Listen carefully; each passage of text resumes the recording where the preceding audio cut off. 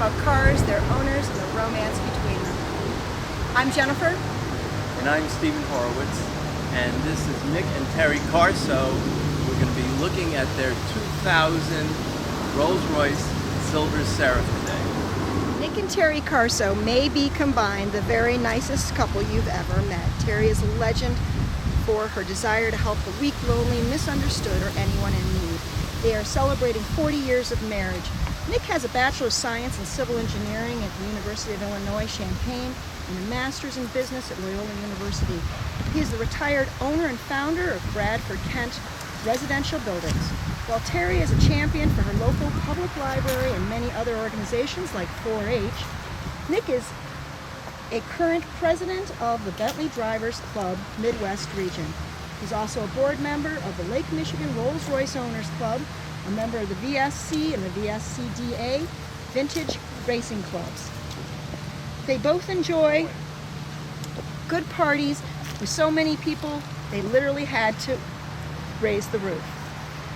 Nick currently races a 1951 MCTD, but speed is not limited to the ground. Nick is a licensed pilot. Nick and Terri agree they're most proud of their daughter Katie, her husband, and their 3 grandchildren, Nola, Jackson, and Cassidy. Stephen told you this is a 2000 Silver Seraph. It's an interesting car. They made 1,570 of them, and they were built from 1998 to 2002. And I bought it about 15 years ago. It's been a romance ever since. I really enjoyed driving it, but I've got a lot of cars, so I don't put a lot of miles on it. The thing that's interesting about this car, there's quite a backstory. Initially, Volkswagen bought from Vickers for the tune of $750 million what they thought were the rights to build both the Bentley and the Rolls Royce. It turns out that in 1998, BMW informed Volkswagen that, in fact, Vickers, who they bought it from, didn't own the logo or the Flying Lady. It was owned by a company called Rolls Royce PLC. And PLC, I don't know what that stands for, but I do know that BMW had a really close relationship with them, and they were in favor of selling the real ownership of those two things, which you can't build a car without, to BMW. The bottom line is that they sat down at the table and came up with an agreement, and when you understand what the agreement was, it looks like BMW did a heck of a job coming out on top.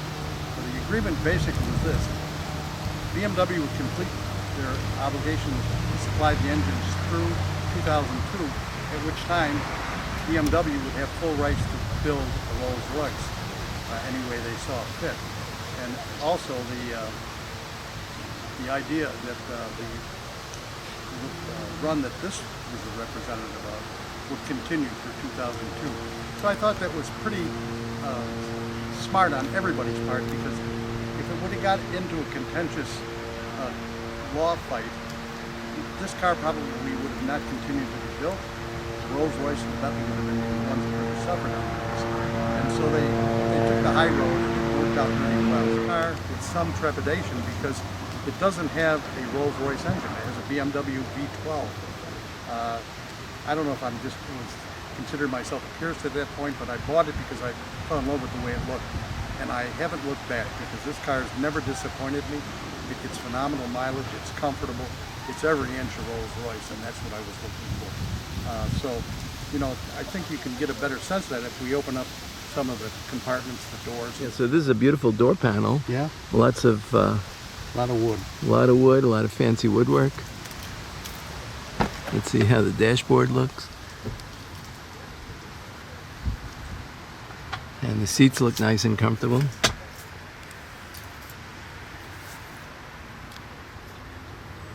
So it has some piping.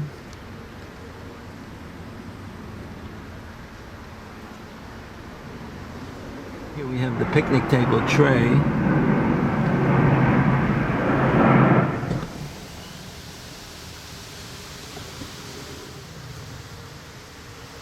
There's a whole set of tools in the spare underneath that floor. Okay, so this is the trunk, and it has 2 umbrellas just in case it rains. I had to use these umbrellas in the trunk.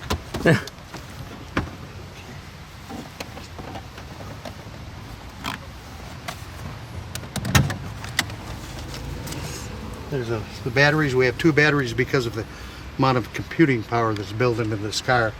One runs the computers and one starts the car. This is just a charger that I keep in there because if I don't keep it on the charger, I don't drive it enough to keep these charged. It becomes problematic. But this tool chest now lifts up and there's a spare underneath that. So it's quite well equipped and it's done. Everything is here, and that's important. This is inlaid Rolls Royce insignia. Same by the gas cap. Like most modern cars now, you lift the hood, they don't expect you to know anything about engines, so they put an advertisement across the whole thing. All these panels come off and you can actually see what hides underneath, from anything from a alternator to a fuel filter.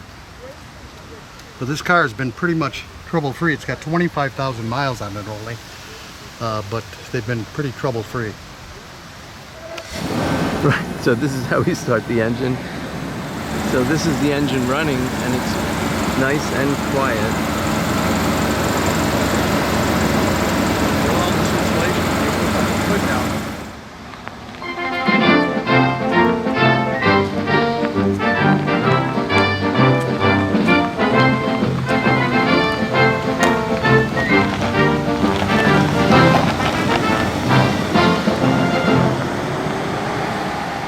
So here we are taking a ride in this beautiful 2000 Silver Seraph Rolls Royce.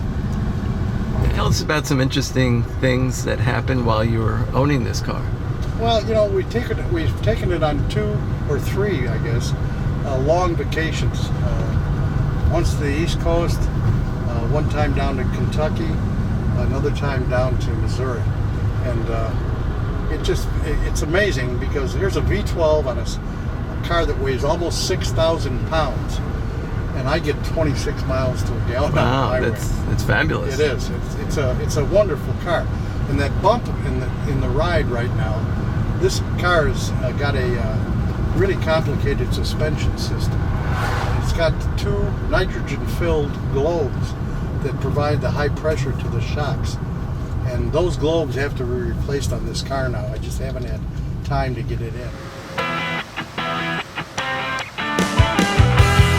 I race a 51 MG. That's kind of sparked my love and rekindled my interest in sports cars. And it was quite a challenge to go from my old Rolls to a sports car and vice versa. This one's not such a big jump, so I kind of like that, you know. Yeah, this You're is not like steering like and looking at that fender, looking at this. right. It's more sporty. Yeah, it's much more manageable and it's much more. What's the word I'm looking for? It's much more. It's easier to drive. Let's put it that way. I've driven the new big BMW produced. Well, we call them Goodwood. Yeah. Rolls Royce. Yeah, that's where they're made. Yeah, we don't even mention BMW anymore. Yeah. You know, my wife didn't say anything. She's a little bashful, but once you get to know her, you can't get away from her. But the bottom line is, I like the cars. And I like the people, but my wife, it's all about the people in that club. Right. She's become good friends with almost every one of them. And that's been the real benefit of...